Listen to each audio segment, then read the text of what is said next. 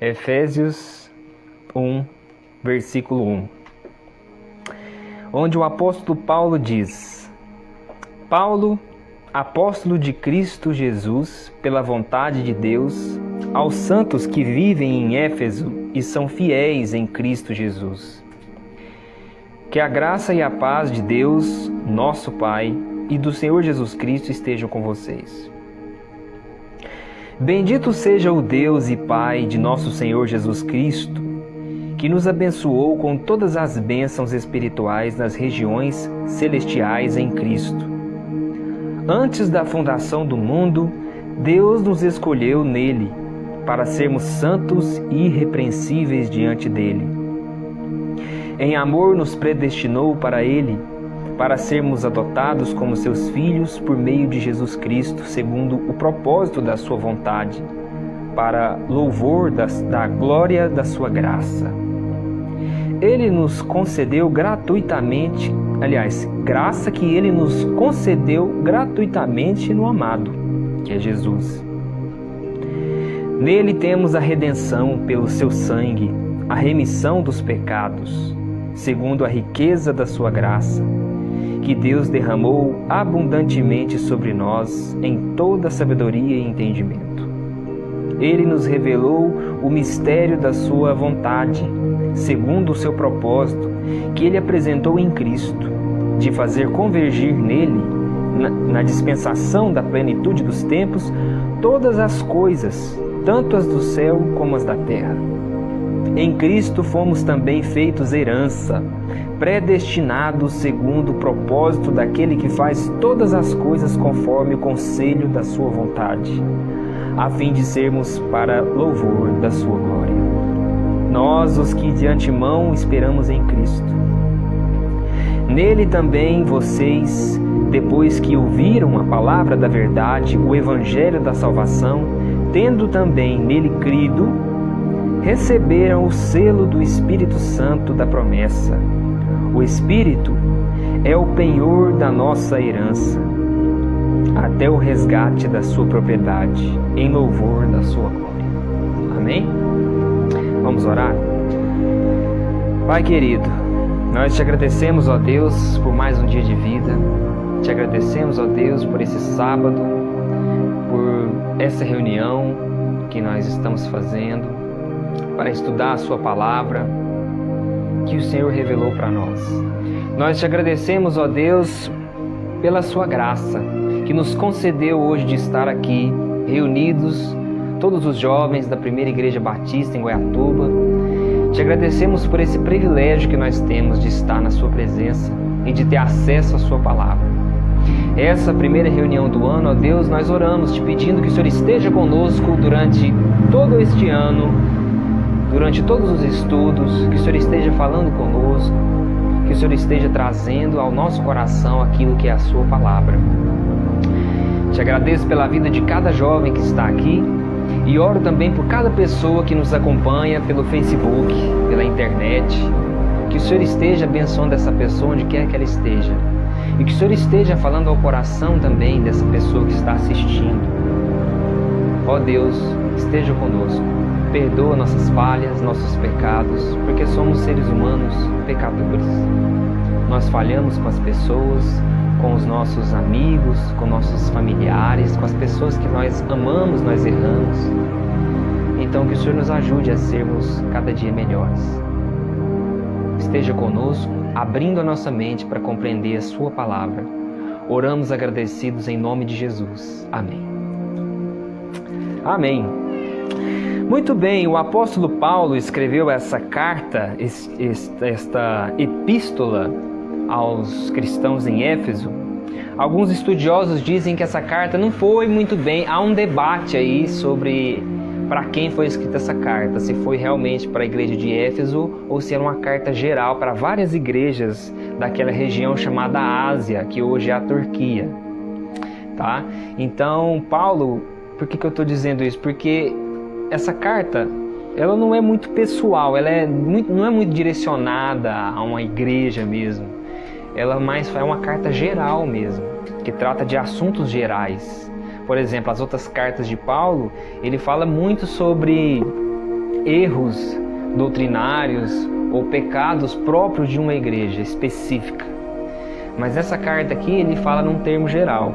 E também porque nos manuscritos mais antigos da Bíblia, da carta de Éfeso, essa palavra que aos que vivem em Éfeso não aparece.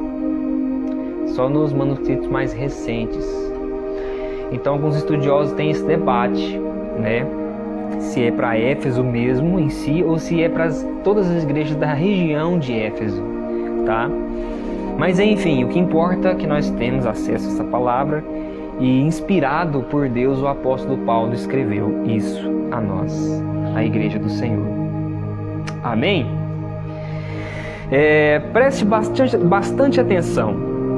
Esse texto tem muitas coisas. Uma das coisas que esse texto mostra para nós é em relação à Trindade.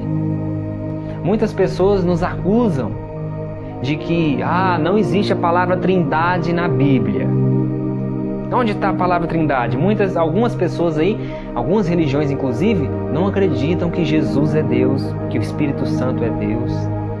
Elas não acreditam que Deus é um só, mas três pessoas diferentes. É um só Deus em três pessoas distintas. Por que nós cremos nisso? Porque faz sentido? Não, porque a Bíblia revela isso. Ela não diz a palavra Trindade, mas ela apresenta evidências disso. Por exemplo, o próprio Jesus disse em Mateus 28, quando ele mandou os discípulos irem por todo mundo pregando o Evangelho, e aqueles que crerem e serem batizados, ele disse para batizar as pessoas em nome do Pai, do Filho e do Espírito. Por que em nome do Pai, do Filho e do Espírito? Por que não é só em nome de Deus? É em nome do Pai, do Filho e do Espírito. Então nós cremos, porque o próprio Jesus disse isso. Nós temos várias evidências na Bíblia e nós vamos estudar ao longo do nosso estudo as evidências da Trindade, as evidências de que Jesus é Deus, Deus encarnado. Ok? Aqui, nesse texto, ele revela também isso, o Pai, o Filho e o Espírito. Nós temos aqui do versículo 3 até o versículo 6, ele vai falar de Deus Pai. Esse texto aqui é dividido em três partes. A primeira parte fala das ações de Deus Pai na obra da redenção do seu povo, na obra de salvação da igreja.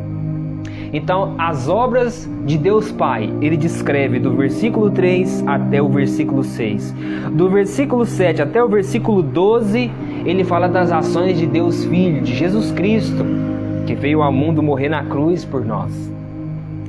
E o versículo 13 e 14, ele fala do Espírito Santo, as ações do Espírito Santo, o papel do Espírito Santo no plano de salvação da igreja, dos seres humanos que creem.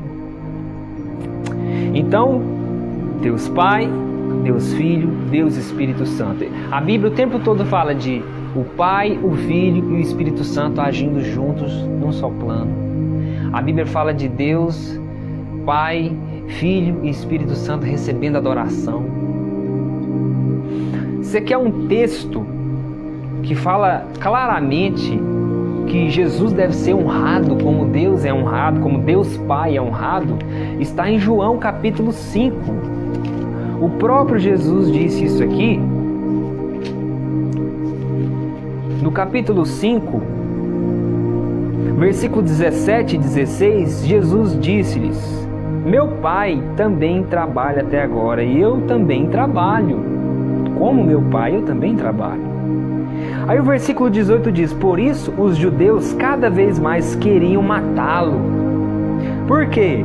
Porque além de desrespeitar o sábado, a lei dos judeus lá do sábado, também dizia que Deus era o seu próprio Pai, fazendo-se igual a Deus. Então quando Jesus dizia eu sou filho de Deus, os judeus entendiam o que ele queria dizer. Eles entendiam e por isso eles queriam matá-lo. Vamos matar esse homem, porque ele está dizendo que é igual a Deus. Olha aqui o versículo 23. versículo 22 ele diz: e o Pai não julga ninguém. Sempre que ele vai falar de Deus, ele fala do Pai. O Pai não julga ninguém, mas confiou todo julgamento ao Filho. Como assim? Se Jesus é só um homem, como é que ele tem direito de julgar toda a humanidade? Ele devia ser julgado também, se ele é só um homem. Mas não, o Pai confiou ao Filho todo o julgamento. Olha o versículo 23. Por que Deus colocou todo o julgamento para Jesus fazer? Versículo 23 ele diz: para que todos honrem o Filho, como também honram o Pai. Como é que é? Para que todos honrem o Filho, assim como honram o Pai. Quem não honra o Filho, não honra o Pai que o enviou. Isso é forte. Então, olha só, é errado adorar Jesus, honrar Jesus, cantar louvores, dizer que Jesus é um com Deus, até porque ele também disse aqui no livro de João que eu e o Pai somos um. Não é errado. O próprio Jesus está dizendo que nós devemos honrar Ele como honramos o Pai. A adoração, você pode adorar Jesus como você também adora o Pai. Jesus é Deus, o Pai é Deus, o Espírito Santo é Deus. Como é que é isso? Eu não consigo entender. Quem diz que é para entender? Deus é inexplicável. É como uma formiga querer entender o cérebro humano. É impossível. Nós cremos porque Deus revelou para nós que Ele é assim. Amém? Então esse texto aqui destaca as ações de Deus Pai, Deus Filho e Deus Espírito, as ações da Trindade na obra da salvação. Ele começa dizendo: bendito seja o Deus e Pai de nosso Senhor Jesus Cristo, que nos abençoou com todas as bênçãos espirituais nas regiões celestiais em Cristo. Primeira coisa, vamos estudar aqui, as ações de Deus Pai. Ele começa dizendo que Deus é bendito. Deus deve ser bendito. O nome dele deve ser bendito para sempre. E não maldito, mas bendito. Nós devemos bendizer o nome, exaltar o nome de Deus. Por quê? Porque Ele nos abençoou com toda sorte de bênçãos. Que bênçãos? Bênçãos espirituais. Nossa, achei que Deus ia me dar um carro, uma casa, uma Hilux. Achei que se eu fosse para a igreja dar o dízimo, o trízimo, o quadrízimo, Deus ia me dar as bênçãos materiais. Tem muita gente fazendo isso. Eu quero te dizer, meu irmão, isso não é bíblico. Mas Deus não nos abençoa? Ele não dá uma casa para a gente morar, um carro para a gente andar, Ele não dá recursos? Ele não nos dá o pão nosso de cada dia? Exatamente, Ele nos dá o pão nosso de cada dia, o necessário. Ele não faz todo mundo rico. Ele não prometeu dar riqueza para todo mundo aqui nessa terra. Então, bendito seja Deus. Olha como que Paulo escolheu exaltar a Deus. Por que Deus deve ser bendito? Porque Ele nos abençoou com todas as bênçãos espirituais. Por isso que Paulo disse: posso tudo naquele que me fortalece. O que significa isso? Posso passar por problemas, posso passar por dificuldades, posso passar por pobreza, por riqueza, por bonança, posso passar por fartura, ou pode faltar tudo, mas eu posso passar por todas essas coisas, todos os sofrimentos, por causa daquele que me dá força, que é Jesus Cristo. Deus nos abençoou com todas as bênçãos espirituais em Cristo, nas regiões celestiais. Então nós somos abençoados nas regiões celestiais com Cristo.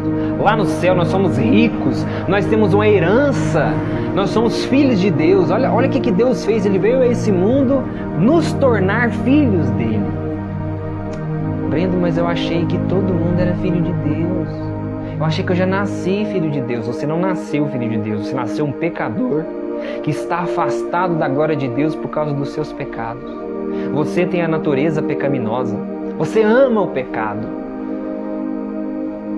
Quer uma prova? Quantas vezes você ora? por livre e espontânea vontade. Quantas vezes você se pega apaixonado, morrendo de vontade, com água na boca de ler a Bíblia, de ir atrás de Deus? Não. Muitas vezes nós queremos ir para a igreja buscar a bênção material. Não é por causa de Deus. Ai, que saudade de Deus, quero chegar em casa, quero orar, quero ficar lá com Ele. O ser humano, ele é contrário a Deus. Ele não é filho. Ele nasce separado porque ele caiu em pecado lá no jardim do Éden. Todos pecaram e estão afastados da glória de Deus. Não tem ninguém justo e ninguém bom. Você se torna filho de Deus através desse plano de redenção que a Trindade, Deus Pai, Filho e Espírito Santo, operou por nós. A obra da salvação. A obra que Deus operou para te tornar filho dele. E é exatamente o que ele está dizendo aqui. Olha o que ele diz: nos abençoou com todas as bênçãos espirituais nas regiões celestiais em Cristo. Olha o versículo 4. Ele enumera aqui 2 bênçãos de Deus. Primeira bênção: antes da fundação do mundo. Quando? Antes de Deus criar o universo, o mundo. Antes de tudo, antes de existir nada, Deus nos escolheu nele para sermos santos e irrepreensíveis diante dele. Como é que é? Deus escolhe pessoas? É o que a Bíblia está dizendo. Mas isso não faz sentido. Quem disse que é para fazer sentido? Eu creio porque Deus revelou isso. Ele disse aqui que antes da fundação do mundo, Ele nos escolheu. Antes da fundação do mundo, Deus escolheu as pessoas que Ele queria para serem santas e irrepreensíveis através de Jesus Cristo. Uai, Breno, você acabou de falar que ninguém é bom, todo mundo é pecador? Exatamente. Então Deus escolheu as pessoas que iam ser salvas através de Jesus Cristo.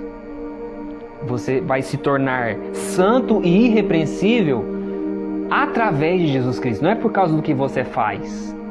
Você crê em Jesus Cristo que morreu na cruz pelos seus pecados e então seus pecados são perdoados e você é declarado sem culpa diante de Deus, porque Jesus lavou o seu pecado com o sangue dele na cruz. Ele pagou a fiança do seu crime, do seu pecado. E aí você se torna santo e irrepreensível diante de Deus através de Cristo. Então Deus nos escolheu. Olha que bênção. Deus nos amou antes da fundação do mundo.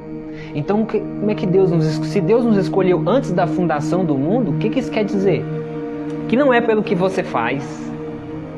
Deus não escolhe pessoas porque aquele ali é bonzinho, aquele ali é mau. Não, aquele ali é Hitler. Não, esse aqui é santinho, João de Deus, é pro céu. Não foi isso. Não, mas Deus olhou lá no futuro, Ele viu que você ia ser bonzinho. Ninguém é bom, todos são pecadores. Então é pela graça. É um dom que Deus dá. É imerecido. Não é porque você é melhor do que ninguém que você vai para o céu. É porque Deus é bom e você é mau. Deus te escolheu. Ele te amou. Ele escolheu te amar. Foi graça. Ninguém tem mérito. Ninguém tem mérito. Todos merecem ir para o inferno. Mas Deus escolheu salvar alguns. Isso é graça. Isso não é injustiça.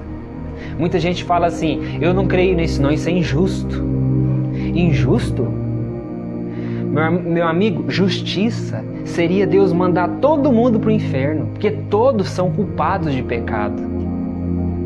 Mas por causa da graça, do amor, Ele resolveu não mandar todos. Ele sabia que todos iam pecar.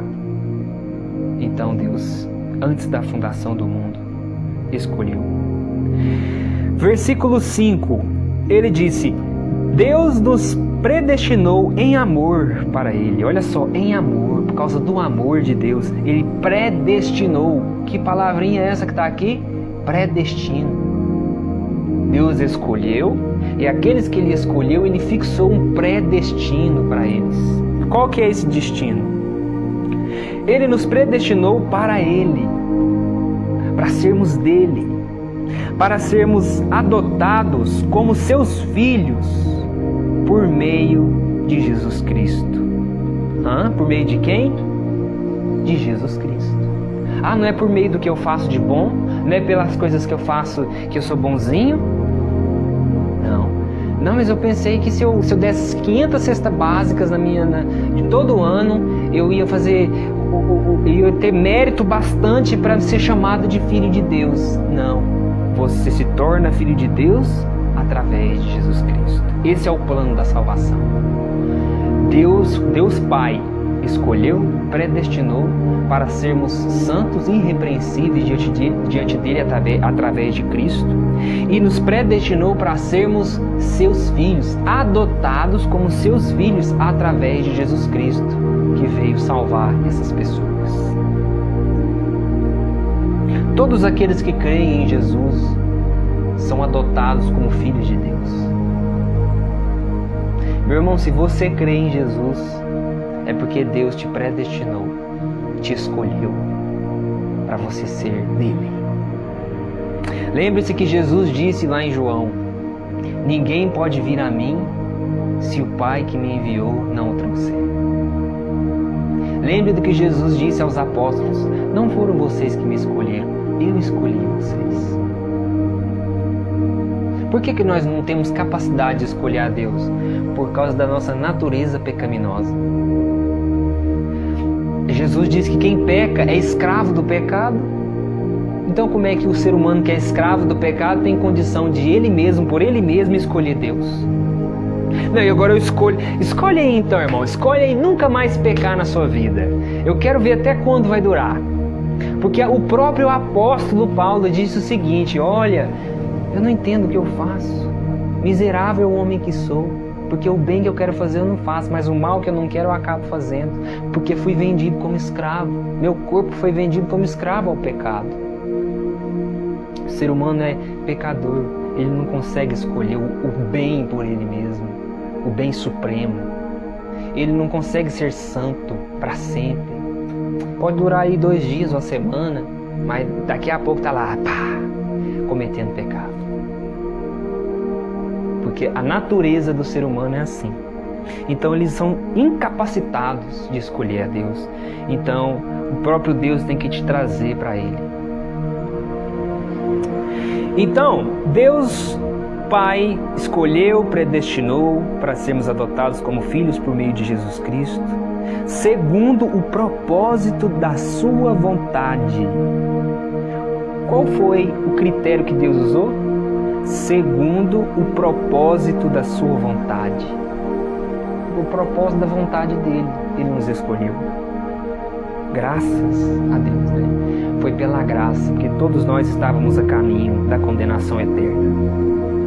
E isso foi, versículo 6, para o louvor da sua glória, o louvor da glória de sua graça, que Ele nos concedeu gratuitamente. Outra bênção de Deus, Ele nos concedeu gratuitamente, é graça.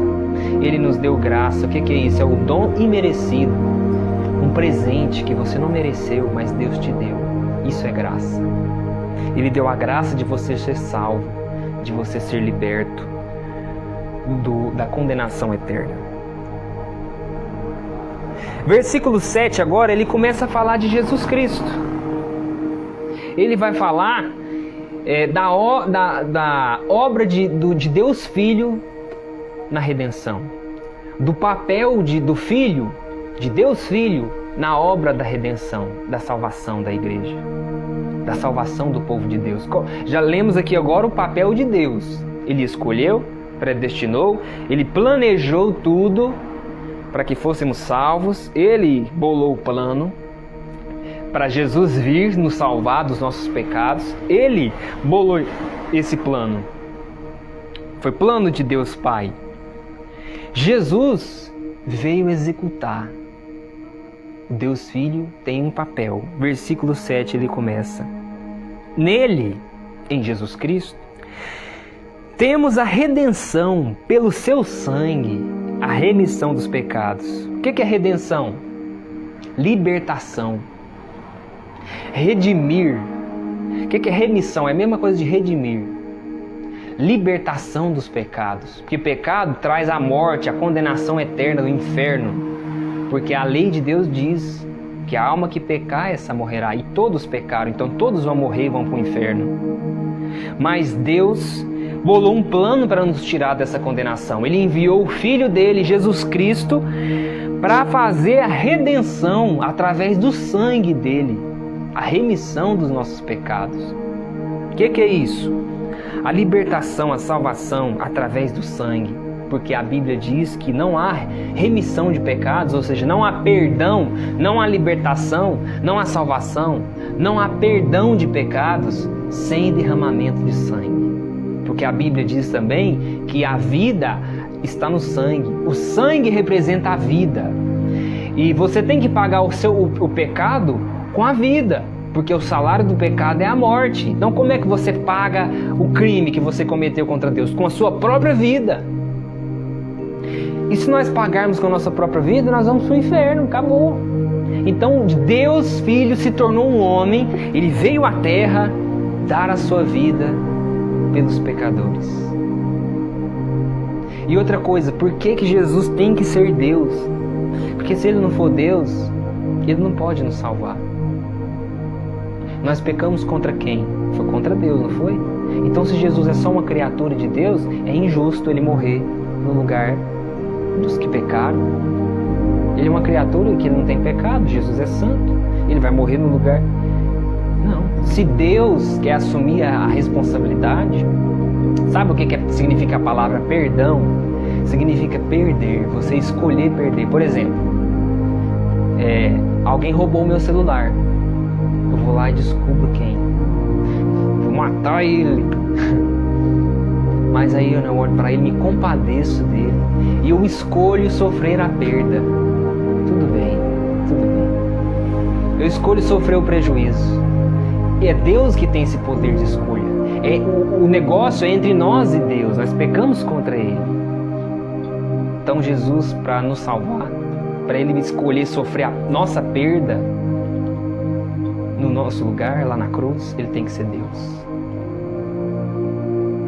Então Jesus, através do sangue dele, ou seja, Ele morreu, Ele pagou com a própria vida os nossos crimes, nossos pecados, de forma que agora nós estamos livres, porque Jesus já pagou nossos delitos, nossos crimes contra Deus. Então Deus, aqueles que creem em Jesus, que se arrependem dos seus pecados e se entregam a Jesus Cristo para pertencerem a Ele, aí Deus então diz, vocês estão perdoados, porque meu Filho pagou pelo pecado de vocês. Então nele, em Jesus Cristo, nós temos a redenção pelo seu sangue, a remissão dos pecados, segundo a riqueza da sua graça, que Deus derramou abundantemente sobre nós em toda sabedoria e entendimento. Ele nos revelou o mistério da sua vontade. Qual era a vontade? Segundo o seu propósito, que Ele apresentou em Cristo.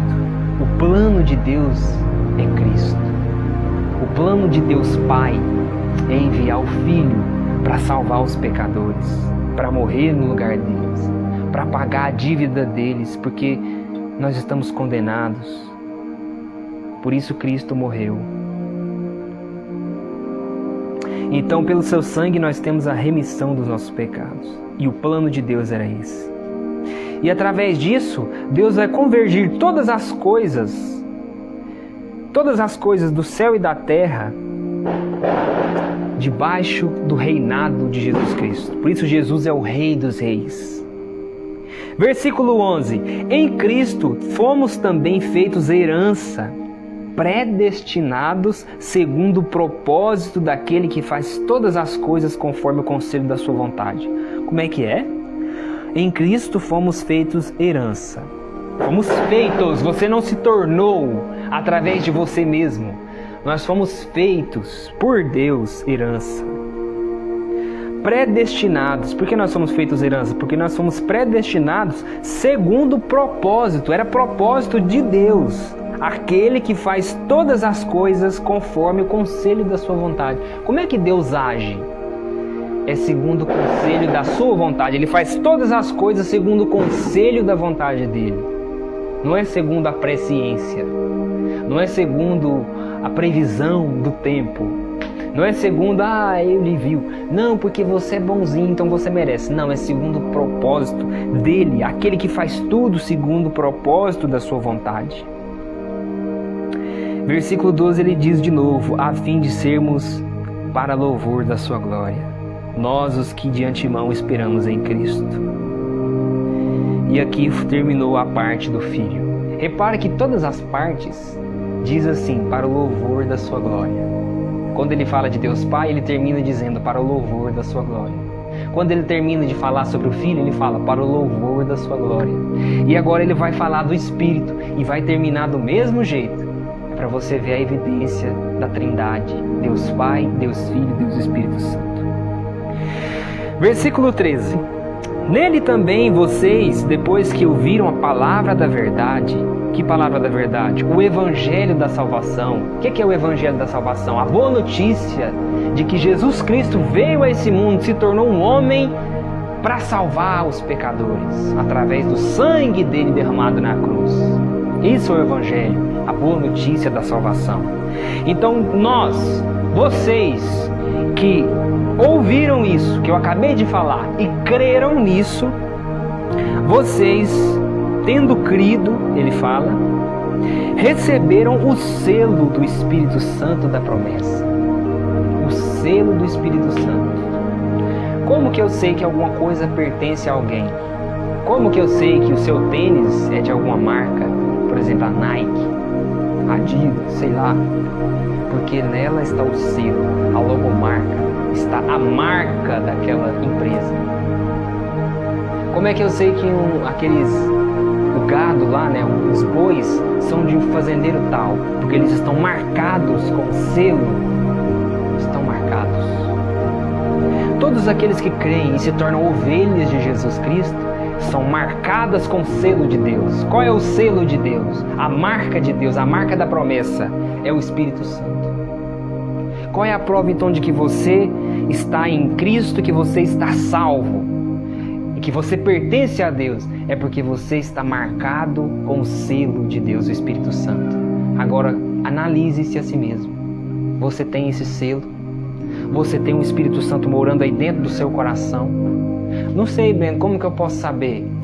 Aqueles que estão no Espírito, que estão em Cristo, estão inclinados para as coisas do Espírito. Aqueles que estão ainda na carne, no pecado, condenados ao inferno, se inclinam para as coisas da carne. Qual é os interesses do seu coração? Os desejos da sua alma? Você está inclinado para as coisas de Deus? Você ama a palavra? Você ama a oração? Você ama Deus? Você ama o povo de Deus? Você ama estar junto daqueles que gostam de falar de Deus? Os seus assuntos é sobre Deus? Ou você vive fofocando sobre novela? Os seus assuntos é futebol? É anime? É Netflix? É não sei o que? É mulher? É homem? Quais são os seus assuntos do seu coração? Você está inclinado para quê? Quais são os tipos de música que você gosta de ouvir? São músicas que falam de Deus, que exaltam a Deus, que exaltam a salvação? Ou são músicas que falam das coisas da carne? Assim você pode saber se você está no Espírito ou na carne. Se você tem o selo do Espírito Santo ou se você não tem. Jesus disse que uma árvore é conhecida pelos seus frutos. Quais são os frutos que você produz? Frutos que são ligados a Deus ou são frutos que são ligados à carne?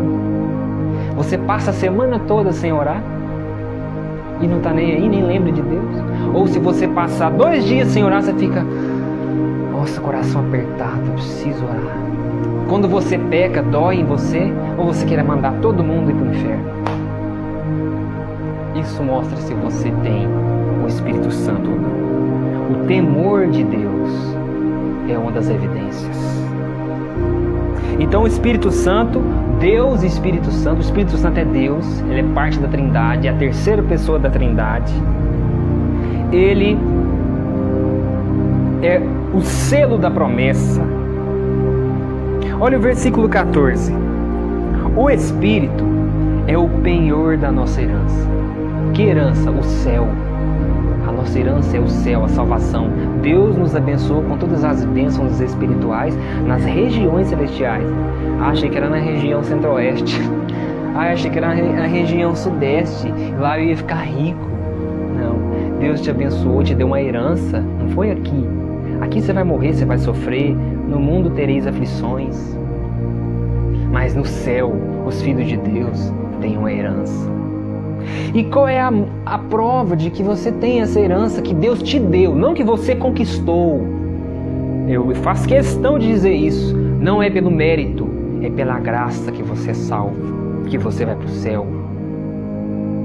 A herança que nós temos foi nos dada. E qual é a garantia de que eu tenho? Penhor significa garantia. É o compromisso que Deus faz, é a certeza. Deus está dizendo, olha, eu estou te entregando isso aqui como garantia de que eu vou fazer o que eu falei. Eu vou te levar para o céu, eu vou te perdoar dos seus pecados em Cristo.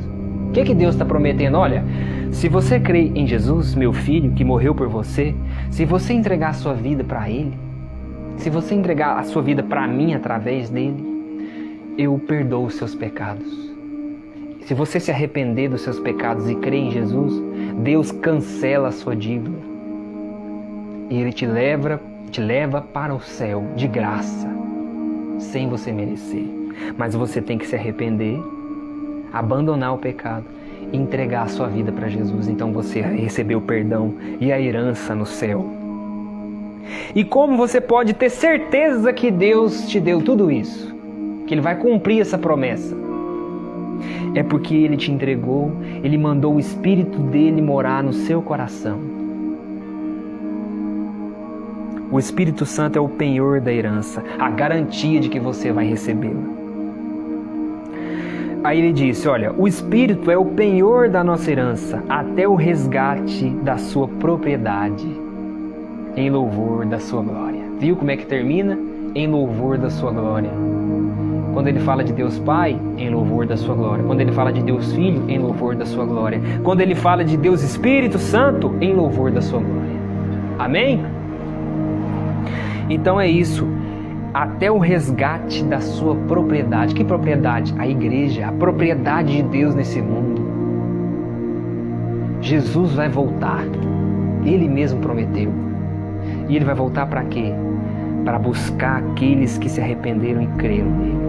Aqueles que foram salvos, aqueles que Deus escolheu, que Ele predestinou para serem santos e irrepreensíveis, aqueles que Deus escolheu dar a herança de graça nos céus. Aqueles que se arrependeram e creram em Jesus. Aqueles que têm o Espírito Santo. Amém? Vamos orar. Pai querido, muito obrigado pela sua palavra. Obrigado, Senhor, pelas bênçãos espirituais. Obrigado porque o Senhor nos escolheu. Obrigado porque o Senhor enviou Jesus Cristo, seu Filho, para morrer no nosso lugar, pagando a nossa culpa, tirando a nossa culpa porque somos pecadores. Ele sofreu a nossa condenação para que nós não sofrêssemos ela eternamente. E então ao terceiro dia Ele ressuscitou dos mortos, subiu aos céus e está sentado à direita de Deus Pai, de onde Ele vai vir novamente, descendo dos céus com as nuvens, trazendo a salvação àqueles que creram, confiaram nele, e para julgar aqueles que não o aceitaram, foram rebeldes contra Deus e decidiram viver as suas vidas no pecado. Nós te agradecemos pelas bênçãos que o Senhor nos garante nos céus. Obrigado porque somos mais que vencedores em Cristo. Obrigado por essa reunião. Que o Senhor nos abençoe e abençoe cada pessoa que nos acompanhou até aqui. Nós oramos e te agradecemos em nome de Jesus. Amém. Então que Deus abençoe a todos. Obrigado por nos acompanhar, né? E até sábado que vem. Deus abençoe.